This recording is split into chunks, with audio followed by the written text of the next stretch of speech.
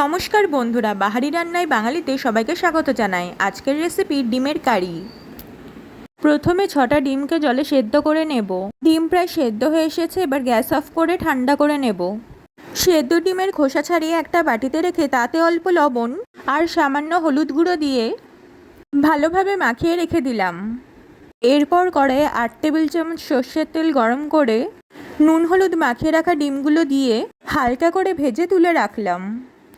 এরপর দুটো আলুকে 4 ভাগ করে কেটে একটা বাটিতে রাখলাম। ডিম ভাজার ওই তেলেই আলুগুলো ছেড়ে দিয়ে ভালোভাবে নাড়িয়ে নিয়ে ঢাকা দিয়ে আঁচ কমিয়ে 10 মিনিটের জন্য রাখলাম।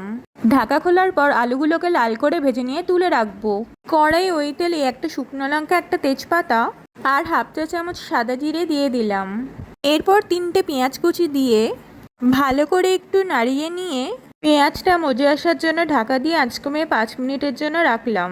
এবার মিক্সারে দুভাগ করা একটা পেঁয়াজ, একটা গোটা রসুনের কোয়া আর টুকরো করে 2 ইঞ্চি আদা অল্প জল দিয়ে ভালোভাবে বেটে নিলাম। ওই মিক্সারেই 4 টুকরো করা একটা টমেটো অল্প জল দিয়ে পেস্ট বানিয়ে নিলাম।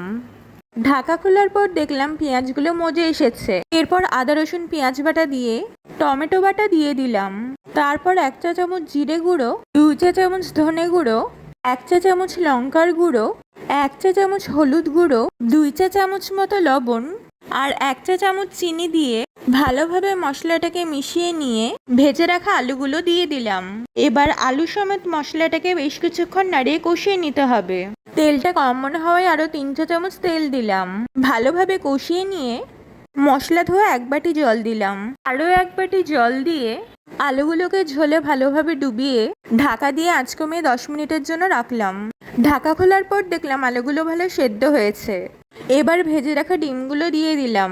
ভালোভাবে নাড়িয়ে নিয়ে 1 কাপ জল দিয়ে দিলাম।